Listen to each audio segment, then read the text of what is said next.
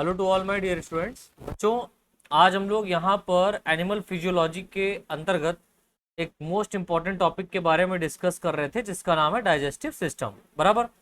आज digestive system का lecture 4 हम लोग यहाँ पर लेकर के आए, इसमें हम लोग dental formula and structure of teeth के बारे में डिस्कस करेंगे। और आपको मैं बता दूं कि जो डेंटल फार्मूला यहाँ पर देखेंगे वो ह्यूमन बीइंग का देखेंगे, ठीक है। चाइल्ड में और जो एडल्ट है इनका डेंटल फार्मूला देखना है, क्योंकि एनिमल फिजियोलॉजी हम लोग जो यहाँ पर डिस्कस कर रहे हैं वो ह्यूमन बीइंग की कर रहे हैं। बराबर। और स्ट्रक्चर ऑफ टीथ भी हम लोग ह्यूमन का ही टीथ यहाँ पर डिस्कस करेंगे। अच्छा, जो ह्यूमन का टीथ है वो काफ़ी अन्य मेमल्स के भी ऑर्गेनिज्म से भी मिलता जुलता है। डेंटिशन इन मैमल्स की अगर अपन लोग बात करें तो हम लोगों ने पहले पेपर में इसको डिटेल में डिस्कस किया हुआ है, राइट। ये थर्ड पेपर में हम लोग यहाँ पर ज़्यादा कुछ नहीं, यहाँ पर हम लोग सिर्फ नॉर्मल तरीके से एनिमल फिजियोलॉजी के अंतर्गत ही जो ह्यूमन का डेंटल फार्मूला है और ह्यूमन का स्ट्रक्चर ऑफ टीथ है उसको कवर करेंगे। तो सभी लोग हेडिंग डाल दीजिए, डेंटल फार्मूला। Dental formula. तो जैसा कि डेंटल फार्मूला के बारे में मैंने डिटेल में पहले ही बताया हुआ है ना। डेंटल फार्मूला के बारे में मैंने डिटेल में पहले ही आप सभी को बताया हुआ है मेरे प्यारे बच्चों। हम लोग यहाँ पर आज स्पेशली क्या देखेंगे, ह्यूमन बींग्स का डेंटल फार्मूला देखेंगे। अच्छा, डेंटल फार्मूला होता क्या है ना, डेंटल फार्मूला क्या होता है इसके बारे में समझना है। तो लिख लीजिए इसमें, number of teeth, number of teeth in half of upper jaw, number of teeth in half of upper jaw, यानी कि ऊपरी जबड़े के आधे, ऊपरी जबड़े के आधे दांत। नंबर ऑफ टीथ मतलब आप समझिए, ये आपका क्या है, मान लो जबड़ा है, ठीक है, इसमें दांत है ये, ठीक है, ये दांत है।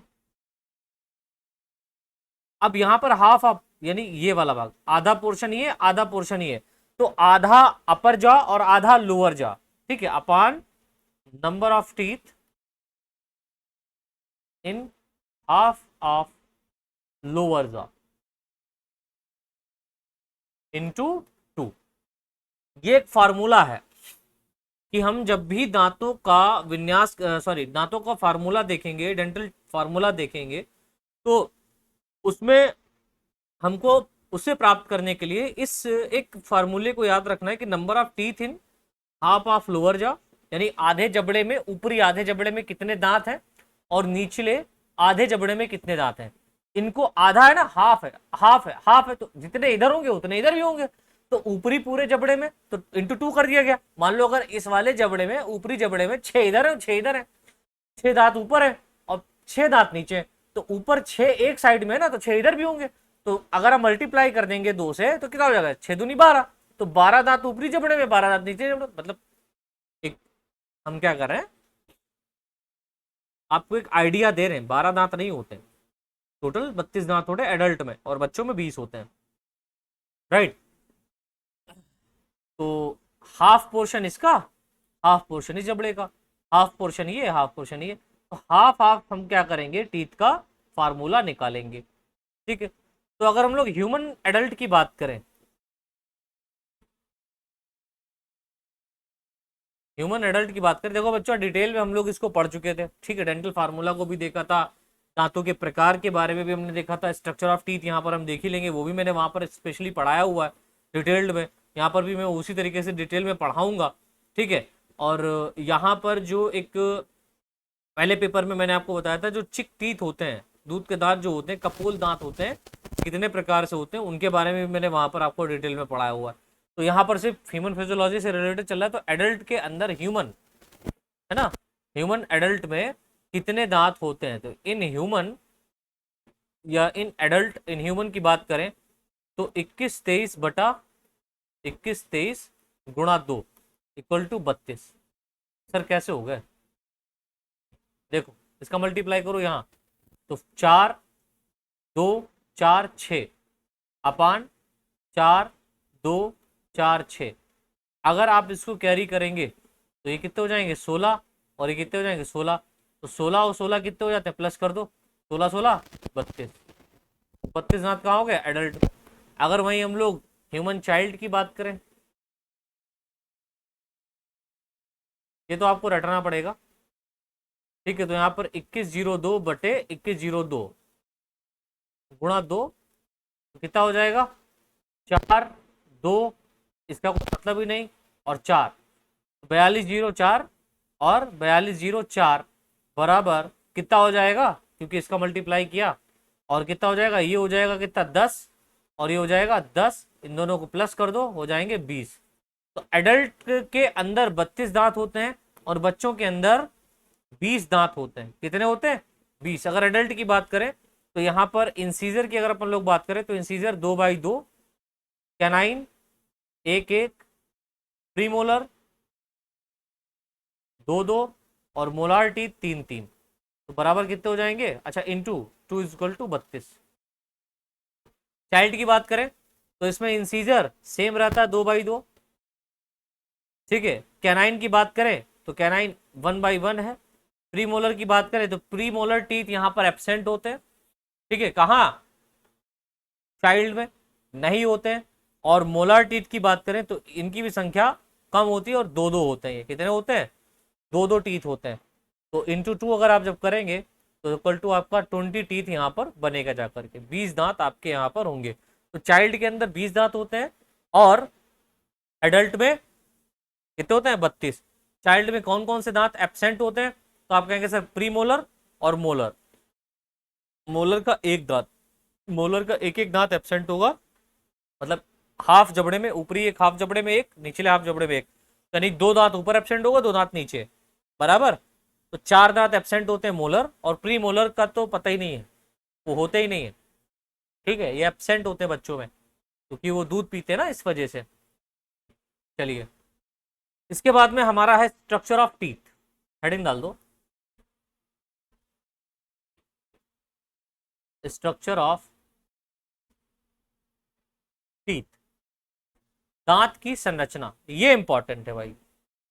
स्ट्रक्चर ऑफ टीथ जो है ये आपका इंपॉर्टेंट, आपके एग्जाम में पूछा भी जाता है। तो लिखें इसमें टीथ का, पहली बात तो आपको पता है टीथ का ओरिजिन, टीथ का ओरिजिन एक्टोमीजोडर्मल या एक्टोमीजोडर्म से हुआ है। एक्टोमीजोडर्म से हुआ, दैट मीन्स एक्टोडर्म भी यहां पर है, एक्टोडर्म और मीजोडर्म, इन दोनों लेयर से हुआ है, राइट। एक्टोमीजोडर्मल इन ओरिजिन होता है। अगला point, human teeth, human teeth में मुख्यतः 3 भाग पाए जाते हैं, 3 पार्ट्स पाए जाते हैं। मुख्यतः कितने भाग पाए जा रहे हैं, 3 भाग पाए जाते हैं। पहले भाग को हम लोग बोलते हैं क्राउन, जिसको हम लोग शिखर कहते हैं, क्राउन, या ऐसे हम लोग क्राउन को ताज भी कहते हैं, शिखर या ताज, राइट।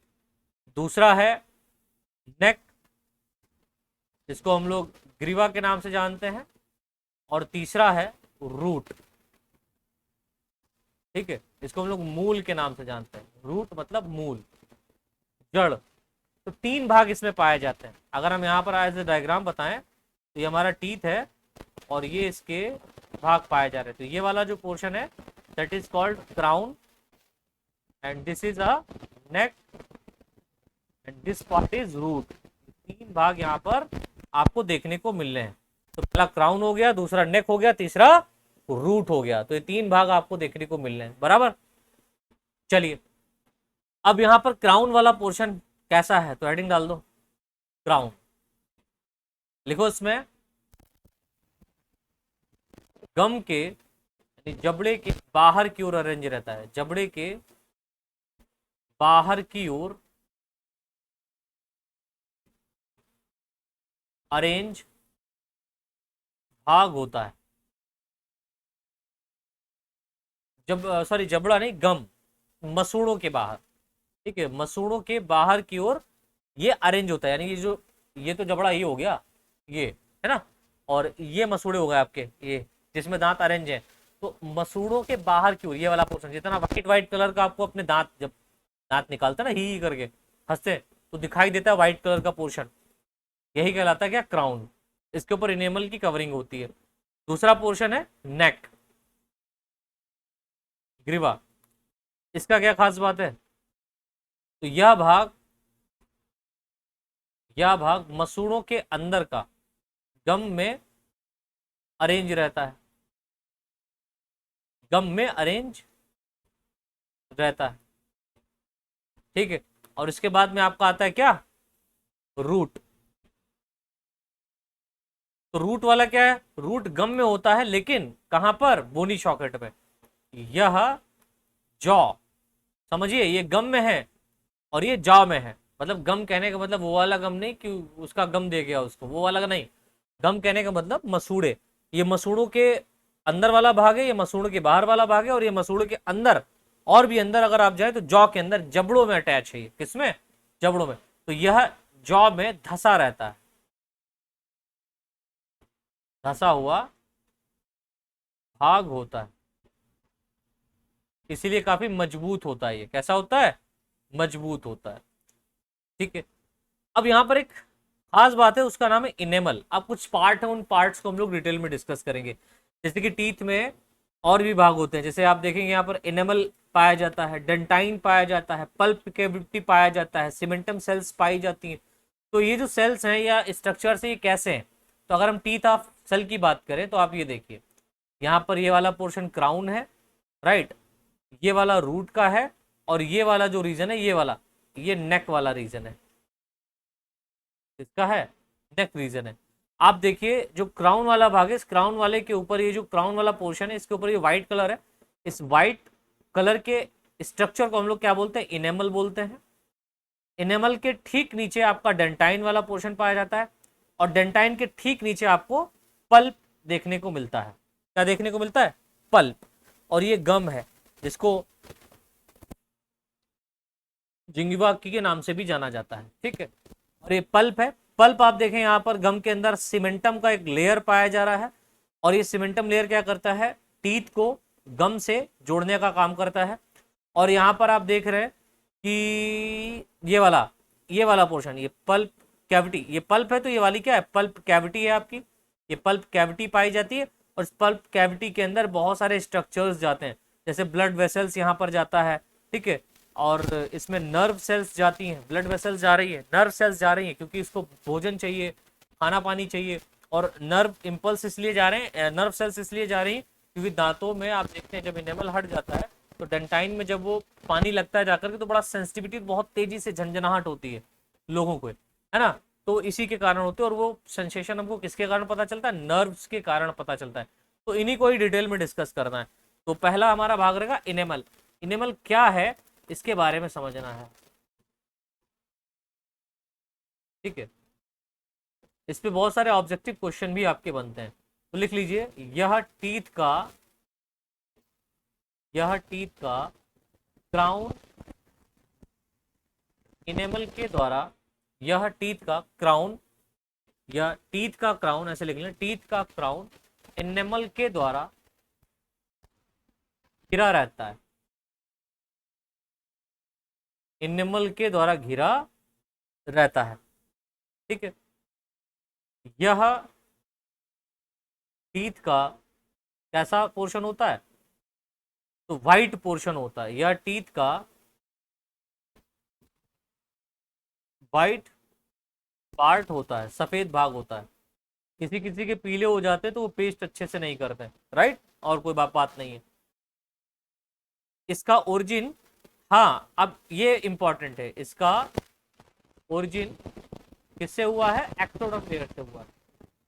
बाहरी पोर्शन है तो इसलिए एक्टोडर्म से हुआ है, इसका ओरिजिन एक्टोडर्म लेयर से हुआ है, राइट। अगला पॉइंट, ये कुछ खास बातें हैं इनेमल की। इनेमल को बॉडी व ऑल एनिमल किंगडम, बॉडी व एनिमल किंगडम का सबसे हार्डेस्ट यानी कठोर, सबसे हार्डेस्ट भाग माना जाता है, पूरे बॉडी में जो सबसे हार्डेस्ट पार्ट है तो एनिमल है, हड्डी को भी काट देता है ना। सबसे hardest part of the animal kingdom are called animal. ये आपके ऑब्जेक्टिव क्वेश्चन बनता है। क्यों कहते हैं भाई, इसका मॉडिफिकेशन अगर देखें तो कैल्शियम कार्बोनेट का बना होता है, तो लिख लो animal, animal calcium carbonate CaCO3 व कैल्शियम कैल्शियम फैक्टेट, जब सॉरी कैल्शियम फॉस्फेट व कैल्शियम फॉस्फेट Ca3PO4 का होल ट्वाइस में या से प्रोड्यूस होता है, से निर्मित होता है, ठीक है, प्रोड्यूस होता है। ये किससे मिलकर के बना होता है, तो कैल्शियम कार्बोनेट और कैल्शियम फॉस्फेट, इन दोनों से मिलकर के ये भाग बना होता है, राइट। अगला पोर्शन, एनिमल का सेक्रीशन, ये इंपॉर्टेंट है।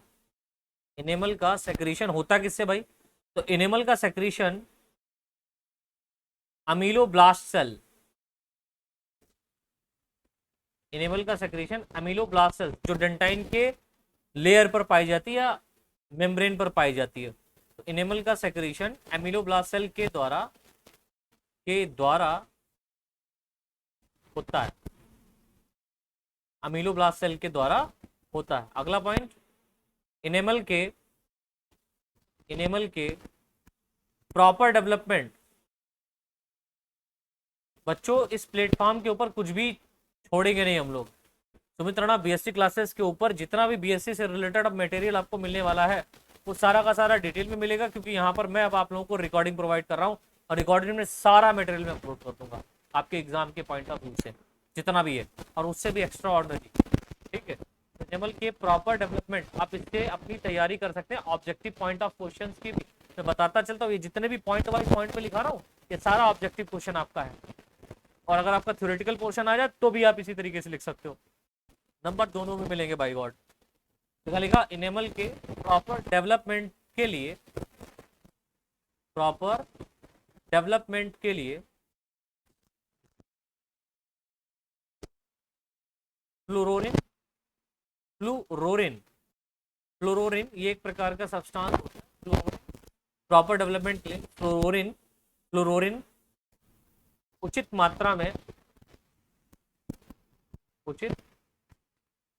मात्रा में होना चाहिए। आप में यार सर ये फ्लोरोरिन है क्या, तो लिख लो फ्लोरीन, सॉरी फ्लोरीन है न कि फ्लोरोरिन। फ्लोरीन की फ्लोरीन, ठीक है, फ्लोरीन जो होता है ये आपका वाटर में मिलता है। तो फ्लोरीन की गड़बड़ी के कारण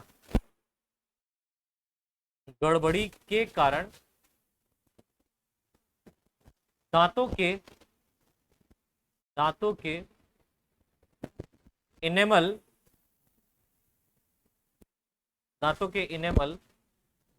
खराब हो जाते हैं। फ्लोरीन की गड़बड़ी के कारण दांतों के इनेमल खराब हो जाते हैं। जैसे आप जानते हैं किसी किसी के दांत काले पड़ जाते हैं, वो ऐसी जगह का पानी पी रहे होते हैं जहां पर फ्लोरीन उचित मात्रा में नहीं है, या ज़्यादा है या बहुत कम है, तो उसकी गड़बड़ी के कारण क्या होता है, दांत खराब होने लगते हैं। तो प्रॉपर वे में फ्लोरीन होना चाहिए। फ्लोरीन है क्या, तो फ्लोरीन एक सब्सटेंस होता है जो कि फ्लोरीन पानी में पाया जाता है।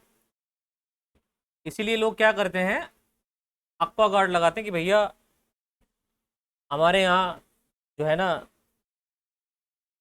फिल्टर्ड पानी पिया जाता है, और वो पानी जो फिल्टर पीते हैं पानी, डेफिनेटली उनके दांत खराब नहीं होते हैं जल्दी, क्योंकि उनके अंदर जो पानी की मात्रा उस या पानी में जो फ्लोरीन है वो एकदम कवर कर ली जाती है, राइट। ये खास बात है बच्चों, इस बात को याद रखिएगा। तो जो लोग बिस्लरी बच्चे हैं या बिस्लरी पानी पीते हैं, उसका मतलब ये नहीं कि वो अमीर हैं, इसका मतलब ये है कि वो थोड़े से जागरूक हैं, उनके मम्मी पापा जागरूक हैं। अच्छा, कुछ लोग अमीरियत में भी लगाते हैं, ऐसा नहीं है कि देखो मेरे यहाँ तो भाई फिल्टर्ड पानी पिया जाता है, मेरे यहाँ मशीन लगी हुई है पानी वाली, क्या बोलते हैं उसको, जो भी बोलते हैं, ठीक है, मेरे यहाँ लगी हुई है, लेकिन मैं उसका नहीं पीता, मैं मोटर का पीता हूँ। अभी फिलहाल मैंने पानी चेक करा है, पानी ठीक है, कोई दिक्कत नहीं, गड़बड़ी वाली बात नहीं है। और काफ़ी गहराई में जो है ना समर करा गया है, तो इसलिए उस वो पानी मुझे परफेक्ट लगता है। क्योंकि कुछ ऐसी चीज़ें होती हैं जो हमारे बॉडी के अंदर जाना भी जरूरी है। लेकिन हाँ, जिस क्षेत्र का पानी गड़बड़ है, पानी जब आप चेक करवाएं और वहाँ का अगर फ्लोरीन ज़्यादा मात्रा में है या ठीक नहीं है, ठीक है, हेल्दी नहीं है, तो फिर आप एक्वागार्ड जरूर लगवाएं और फिल्टर्ड पानी पिएं। मैं किसी कंपनी का प्रचार नहीं कर रहा, लेकिन ये आपकी सेहत के लिए ही है। राइट, तो ये बात हो गई इनेमल की। इसके बाद हम देखते हैं डेंटाइन की तरफ। दूसरा क्वेश्चन है हमारा, इनेमल समझ रहे क्या है? इनेमल टीथ के ऊपर जाने वाला कवरिंग, लाइक दिस, ये वाला, ये वाला, ये वाला, ये वाला, ये वाला,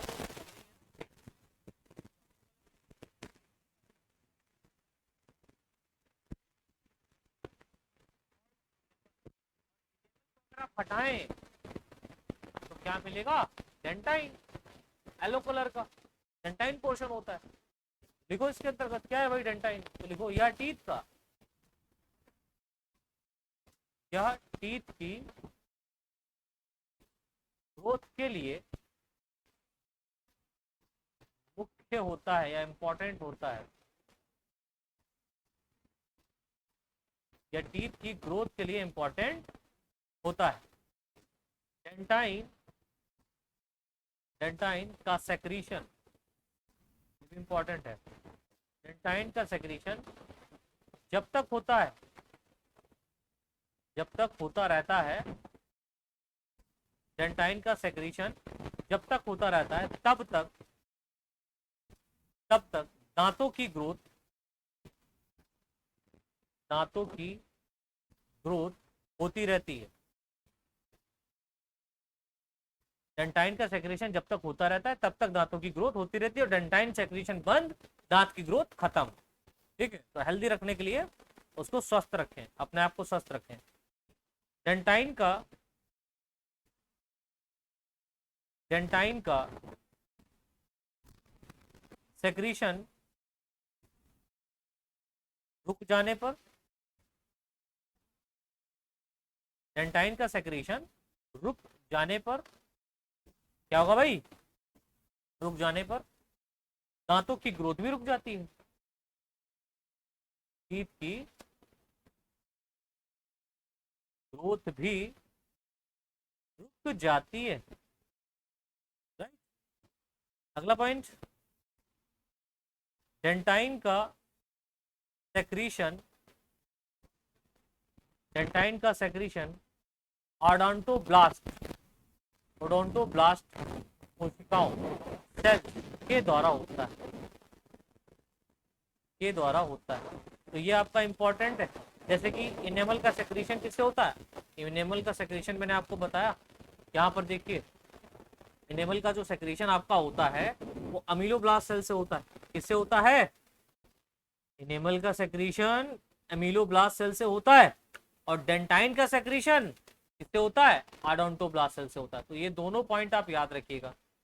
राइट, इसका किससे हो रहा है? अमीलोब्लास्ट सेल से हो रहा है, और इसका ओडोंटोब्लास्ट सेल से हो रहा है। इसके बाद में एक नेक्स्ट हमारी हेडिंग है पल्प कैविटी। पल्प कैविटी क्या है? ये एक ऐसी कैविटी होती है जिसके अंदर बॉडी के कुछ पोर्शंस इंटर करते हैं, जैसे कि ब्लड वेसल्स, नर्व सेल्स, है ना। ये सारा का सारा इंपॉर्टेंट पार्ट टीथ के अंदर जाता है, जिससे टीथ को भी न्यूट्रिशन की रिक्वायरमेंट होता है ना, वो सब इसी से मिलता है। तो हेडिंग डाल दो पल्प कैविटी।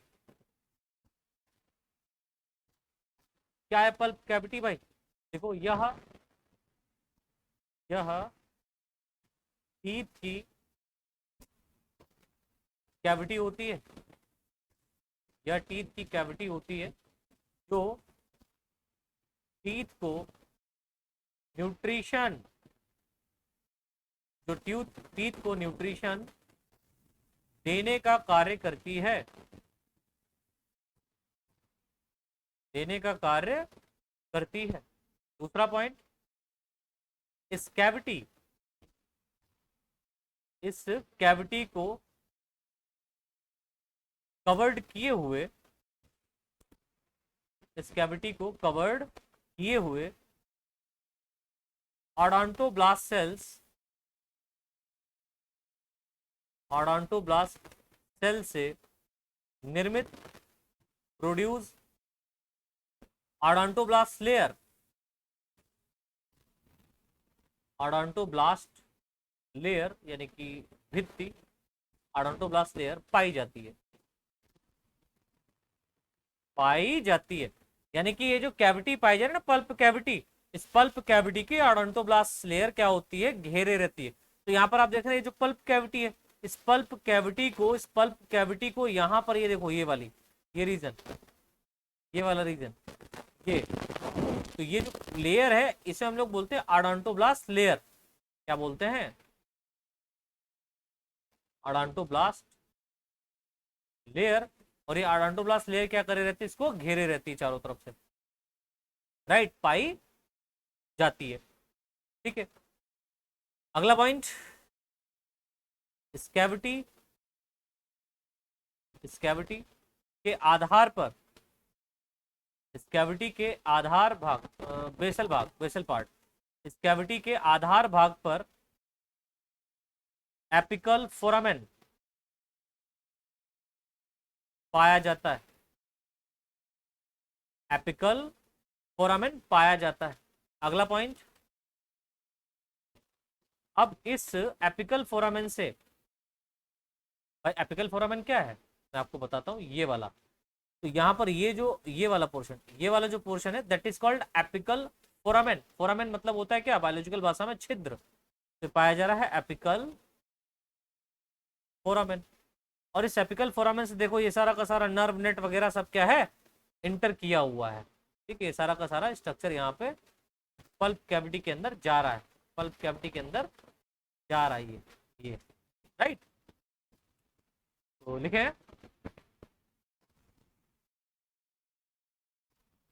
क्या लिखा, एपिकल फोरामेन, एपिकल फोरामेन पाया जाता है। अब इस एपिकल फोरामेन या एपिकल पोर, फोरामेन को पोर भी कहते हैं, एपिकल पोर या एपिकल फोरामेन द्वारा नर्व्स व ब्लड वेसल्स पल्प कैविटी में इंटर करती है, जो कि टीथ को न्यूट्रिशन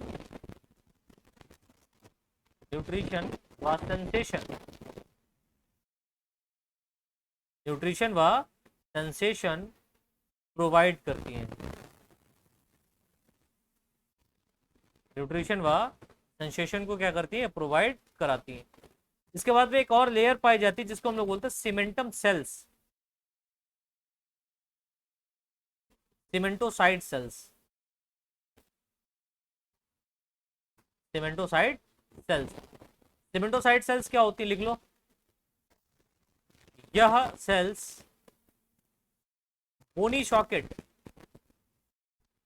यह सेल्स बोनी सॉकेट में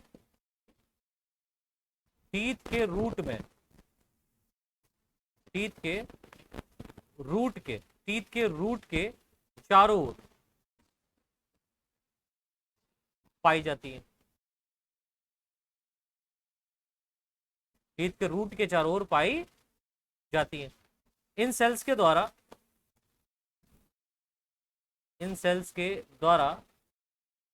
एक स्पेशल सब्सटेंस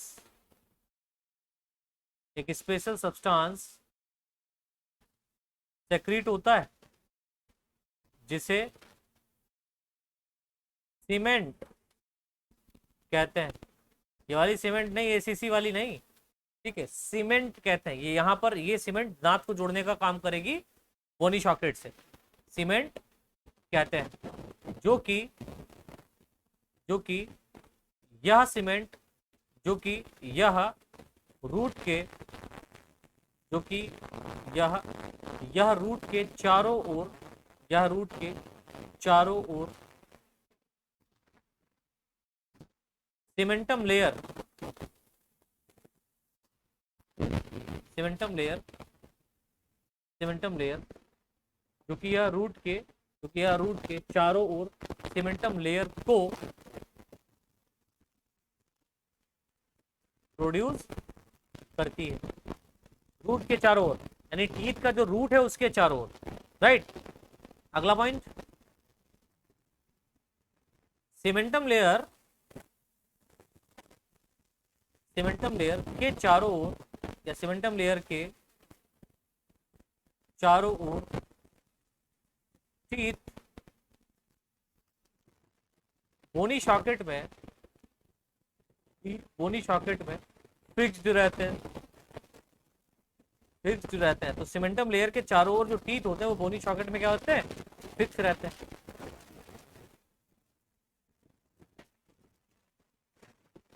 सीमेंटम लेयर तथा बोनी सॉकेट के बीच में, सीमेंटम लेयर तथा बोनी सॉकेट के बीच में एक मेम्ब्रेन पाई जाती है,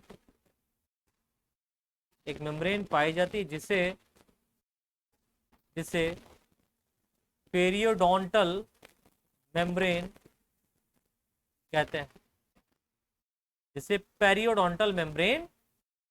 क्या कहते हैं बच्चा, पेरियोडोंटल मेम्ब्रेन कहते हैं, राइट। तो ये हमारा स्ट्रक्चर ऑफ टीथ हुआ बच्चा। स्ट्रक्चर ऑफ टीथ हमने एक डिजिटल फॉर्म में भी यहाँ पर बनाया। अब लोग थोड़ा सा अपने हाथ से भी बना लेते हैं स्ट्रक्चर ऑफ टीथ कि कैसा भाई स्ट्रक्चर हमको टीथ का दिखाई देगा ना। चलो स्टार्ट करते हैं। तो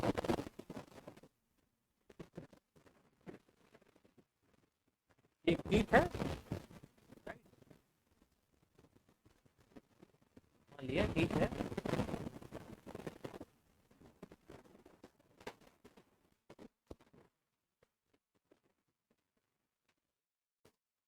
डायग्राम अच्छे से नहीं बन पाता हमसे, कोई दिक्कत नहीं, प्रयास नहीं। तो आपको पता है ये वाला पोर्शन कौन सा है, वाला पोर्शन है ना, ये नेक वाला है और ये रूट वाला है, राइट। क्राउन, नेक, रूट।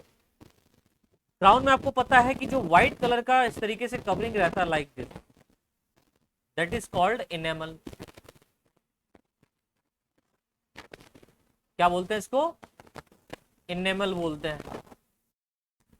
इसके बारे में बताया कि सबसे हार्डेस्ट पार्ट होता है इनेमल के ठीक नीचे क्या पाया जाता है, डेंटाइन पाया जाता है। इनेमल के ठीक नीचे बच्चा डेंटाइन पाया जाता है, तो डेंटाइन बना देते हैं भाई।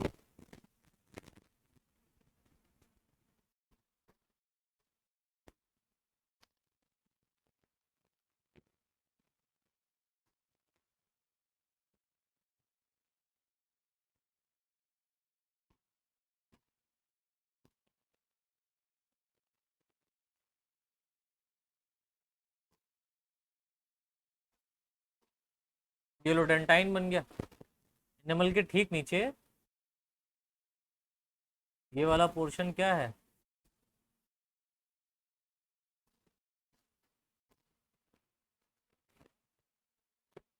डेंटाइन वाला पार्ट। मेरा प्रयास है कि मैं अच्छा डायग्राम बनाऊं। वो अलग बात है कि दांत इधर से उधर हो गया, पता नहीं किस प्राणी का दांत है जो मैंने बनाया, लेकिन इतना है कि इस तरीके से स्ट्रक्चर आपको देखने को मिलता है। जैसा कि आप लोगों ने डिजिटल स्ट्रक्चर अभी देखा था, बिल्कुल उसी तरीके से, लेकिन थोड़ा सा हटके, क्योंकि यहाँ पर हम थोड़ा सा और डिटेल में जाएंगे। ठीक है, ये देखो, है ना, ये तो मैंने समझाया है, बट ये वाला देख लो। तो क्राउन वाले पोर्शन में इनेमल पाया जाता है और इनेमल के ठीक नीचे क्या पाया जाता है, डेंटाइन पोर्शन पाया जाता है, दैट इज कॉल्ड डेंटाइन। ठीक है, जो डेंटाइन होता है, इस डेंटाइन अच्छा, इस डेंटाइन का सेक्रेशन किससे होता है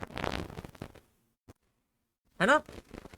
तो इस डेंटाइन का सेक्रेशन होता है ओडोंटोब्लास्ट सेल से, और इनेमल का सेक्रेशन किससे होता है, इनेमल का सेक्रेशन होता है एमिलोब्लास्ट सेल से। तो यहां पर कुछ लाइक दिस, अलग कलर लेते हैं ये, तो यहां पर कुछ ऊपर की तरफ, डेंटाइन वाले पोर्शन के ऊपर की तरफ कुछ सेल्स पाई जाती हैं, and these cells are also called as ameloblast cells,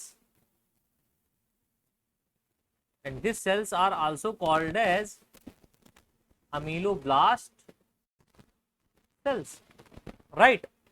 अब आप देखिए जो डेंटाइन वाला पोर्शन है, अब इस डेंटाइन का सेक्रेशन कौन करता है ना? डेंटाइन का सेक्रेशन कौन करता है? तो इस डेंटाइन का सेक्रेशन करता है ओडोंटोब्लास्ट सेल्स। तो यहां पर क्या पाई जा रही है? ओडोंटोब्लास्ट सेल्स पाई जा रही है, लाइक दिस। हम पूरे में नहीं बनाएंगे, हम आपको थोड़ा सा आगे वाला पोर्शन दिखाई दे रहे हैं, बस उतना समझ लीजिए क्योंकि बड़ा घिचपिच हो जाएगा। मैं यहीं पे बनाया दे रहा हूँ। यहाँ पर ये क्या कौन सी सेल्स पाई जा रही है? ओडोंटोब्लास्ट सेल्स, जिसका आधा पैर डेंटाइन पोर्शन में होता है, आधा पैर पल्प कैविटी में होता है। ये सेल्स कौन सी पाई जा रही है?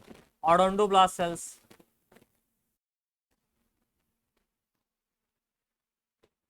आपको पता है ameloblast cells secreted by enamel, ameloblast cells secrete in enamel portion and odontoblast cells secrete in dentine portion, right?